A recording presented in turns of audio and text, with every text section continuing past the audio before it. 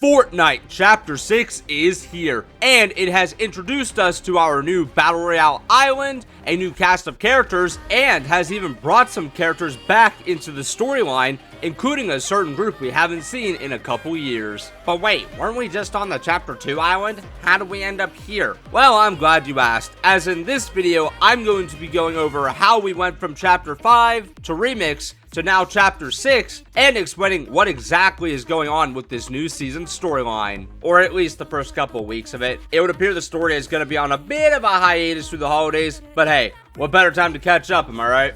So straight off the bat, let's answer the big question. How did we get to the Chapter 6 island? Well, to answer this, I will have to explain the true secret of Fortnite Remix, which is that Fortnite Remix was just a dream. And there are plenty of signs that point to this being the case. For starters, Fortnite Remix from the second it began always felt a little off. And while I'm usually not a big fan of the "it was all a dream" cliche, in this case, I actually think it works to the story's advantage. So the biggest giveaway that Remix was just a dream is how the finale event ended with Juice WRLD performing his famous song Lucid Dreams, which eventually led us to meeting up with Hope and Jones before being sent through a rift to the Chapter 6 island. But what's most interesting is how there was a scrapped string of text that was supposed to appear at this time that said, "Wake up." Now combine that with the event's final message saying "Keep dreaming with Juice WRLD," and it becomes very clear how this message actually had a double meaning. One, being a reference to Juice WRLD's famous song, and two, referring to how we, the loopers, were experiencing a lucid dream. But to be even more clear, we were somehow experiencing Hope's dream specifically. This is why during Remix, we could find voicemails that Hope had left to her sister Valeria throughout Chapter 5's story, or why we could see Hope's name written in the logos for the icon artist POIs,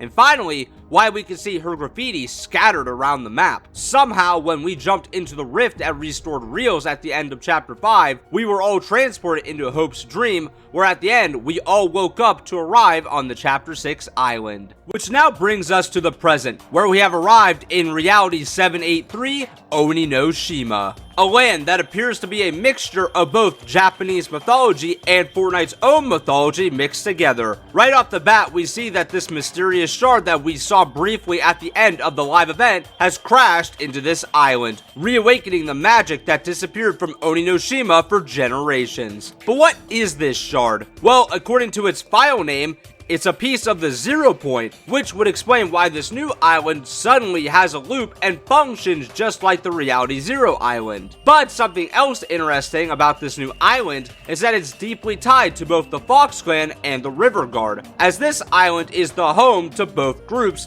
and has been for generations. Which brings me to my next talking point, the history of Oni no Shima, which is important to know as to understand what is going on within the current season. Fortunately for us, the NPCs around the island are more than willing to tell us about their home, and in a pleasant surprise, they've finally given us a proper backstory to the Fox Clan. And oh my god, this was so overdue. So once upon a time, Oni no Shima was an island full of magic where little creatures now known as sprites could run freely. Many factions around this island used the magic for various purposes. The Fox Clan, for instance, used this magic to create powerful masks, which is what gave this group their rift abilities. However, they were not the ones who created these masks. They were created for the group by a powerful artisan who knew how to fuse the dark magic into these masks. Even though magic was accepted around the island at this time, there were still groups such as the River Guard that opposed its use, and their reluctance would eventually become justified when the mask maker became overambitious and forged a mask with ruinous power.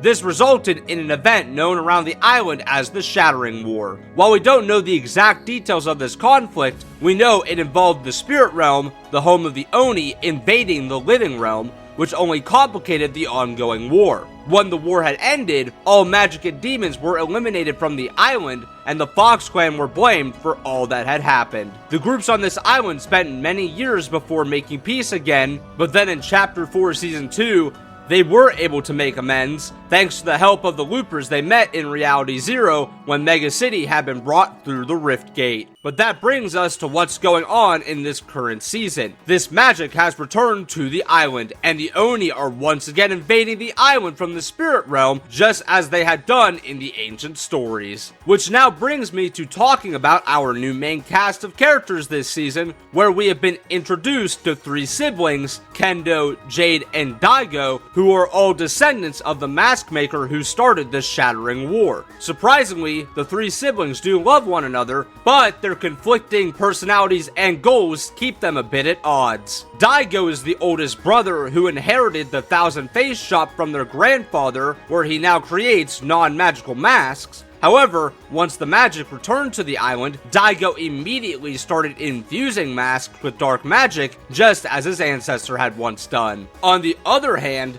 Jade is the most knowledgeable person when it comes to knowing the secrets of this island, making her quite the adventurer, who's now made it her goal to discover the secrets of the spirit realm in order to stop the Oni invasion. Then finally, there's Kendo, the youngest brother who's always looked up to the warriors of the past and wants to defend the island just as they once did. But he's never had a proper teacher, and now that the Oni have invaded the island, Kendo must find himself and figure out who he wants to become, which sounds familiar to another character we've gotten to know, Hope. As I said earlier in this video, Hope and Jones have also made their way onto Oninoshima and are currently working towards tracking down that shard of the 0 point that brought the magic back to this island. And it would seem that during her investigation, Hope has actually met Kendo, and both characters, seeing that their goals align, have started an alliance with one another to both find the 0 point shard and rid the world of this dark magic. However, it would seem that the team up between these two would have to wait, as a disaster has occurred in Kendo's life. His sister Jade had been cursed by the Oni